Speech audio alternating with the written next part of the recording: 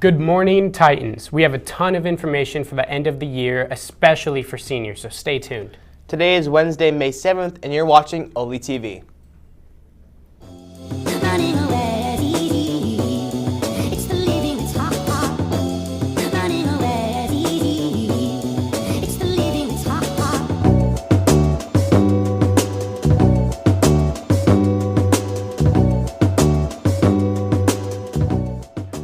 To all teachers and students, please keep in mind that it's AP test season until May 16th.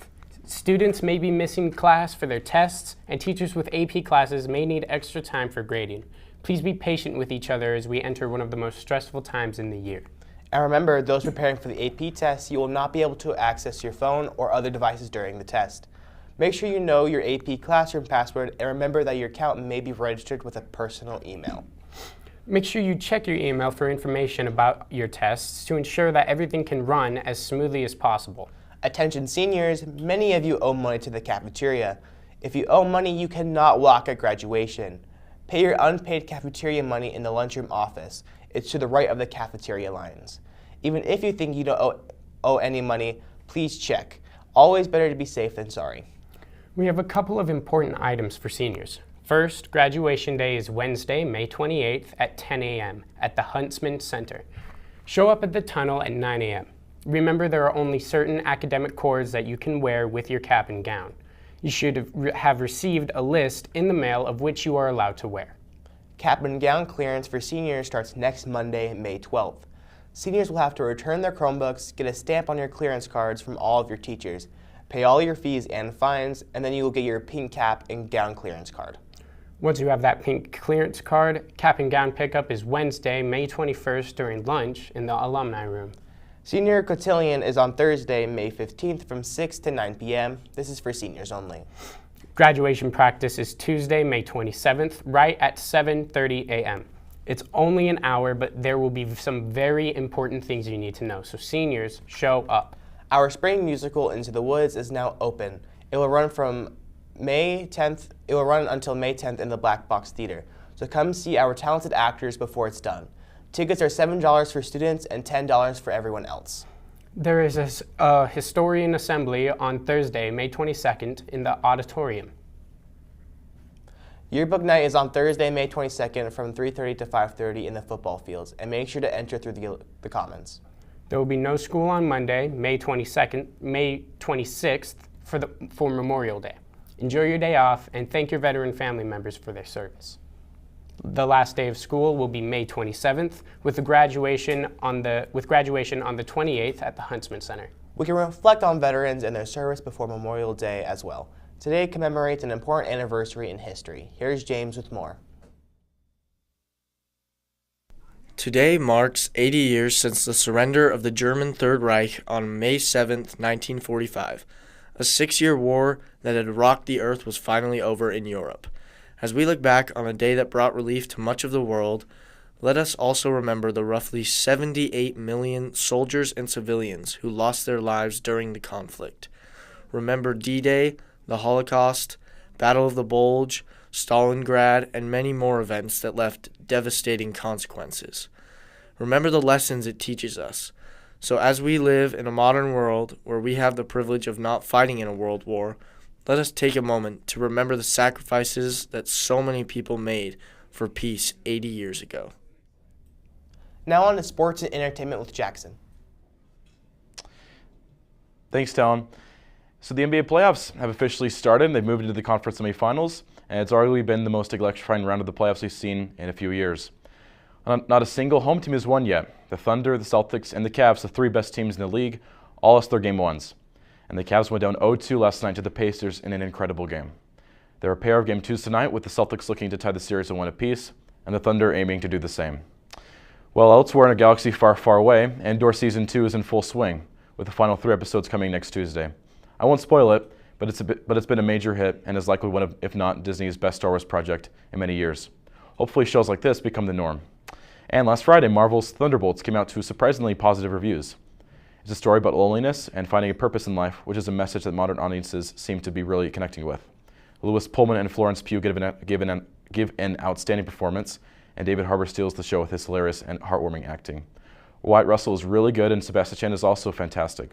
Thunderbolts is an amazing film after a multi-year-long quality roller coaster from Marvel.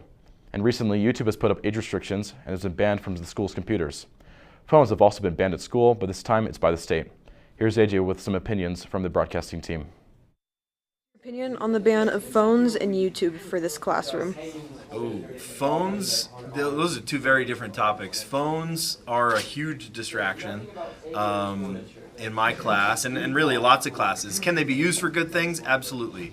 But I feel like in the academic sense, they are doing more harm than good. As far as like banning them, it's kind of out of our hands now. It's going to be like a state policy. It used to just be like classroom policies, then it was a district policy, and now it's going to be full state policy that no cell phones in the classroom. So it's kind of out of our hands, and I hope that we're still able to have some teeth in how we enforce it. As far as what was the other question? YouTube ban. Oh yeah. Oh, that's so dumb. That one is kind of also out of our hands because YouTube is owned by Google, and Google is in this huge lawsuit about privacy and specifically children's privacy, like anybody under 18, like a minor. And they used to make it so that you had to be like 13 or whatever, and now it's like anybody under 18 can't have a YouTube account. Well, guess what? I teach video production, and there are so many successful YouTubers that are under 18. Like, how are we going to do this? In my video production class, I'm still trying to figure out what we're going to do next year, where kids literally cannot have their YouTube account. Now, can they have like a private account? If they lie about their age, I'm not going to go tell kids to lie about their age. That's ridiculous. And so I guess I'll just have my video production kids like upload videos separately to Canvas, but that's not as fun. We don't get all the like analytics and the deep things that you're gonna need when you get into YouTube when you're older. I don't know. I feel like it's a little short-sighted. There's got to be a better way.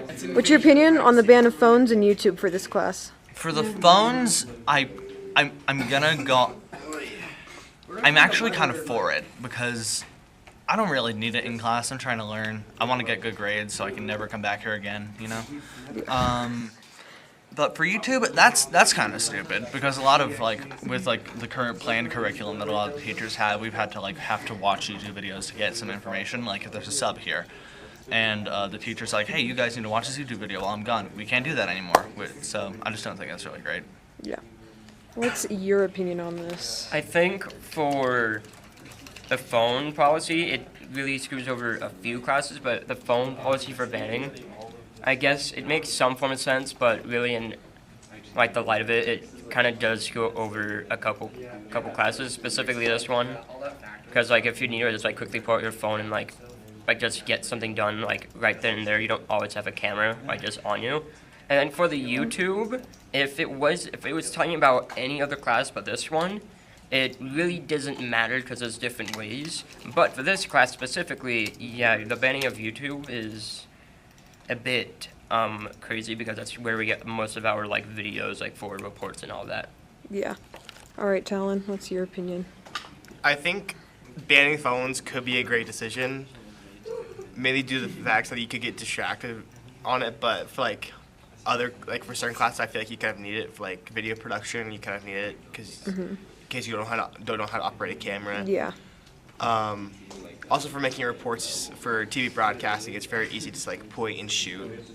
And I think the YouTube ban is very, very stupid because if you don't know how to do something, you can't look at a YouTube video on how to do it. Yeah. And you also can't do anything. If you're free and you don't have anything to work on, you can't really do anything. So you just have to sit there, which I cannot do. Yeah. What's your opinion on the phone and YouTube ban?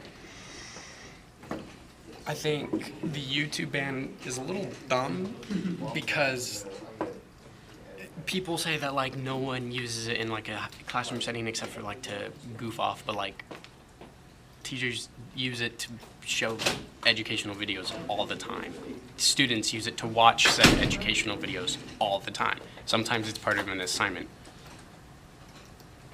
Also, the phone thing kind of makes sense, but I don't like it because I don't have the same addiction to my phone that this guy has or that guy.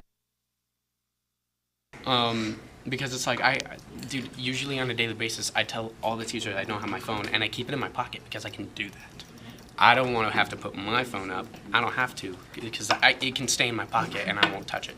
Okay. Your opinion on ban of phones and YouTube? I feel like with the YouTube one, it's a little annoying because it's not only YouTube. They're banning like Google Translate and Google Maps, which are pretty useful for in like some classes like geography or like let's say language classes like Spanish or Japanese. But then it's also annoying because with YouTube, a bunch of teachers show stuff, and let's say you're sick one day and can't go to school, but you still need to access the like videos that a teacher might show.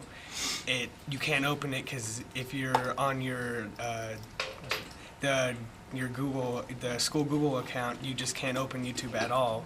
And then with the phone thing, it kind of with the Google thing, the phone thing, it kind of makes sense because kids do get distracted often. But it's annoying for the kids that like are able to control themselves because then they have to put their phone up, and it's just like a little bit. It's just annoying to do that. And that's all for me. Back to you guys at the desk. Thanks, Jackson. Now on to the weather with Cade. Okay, thanks, Cruz. Okay, so to start out for today, you can expect a high of 72 and a low 51 with sunny weather.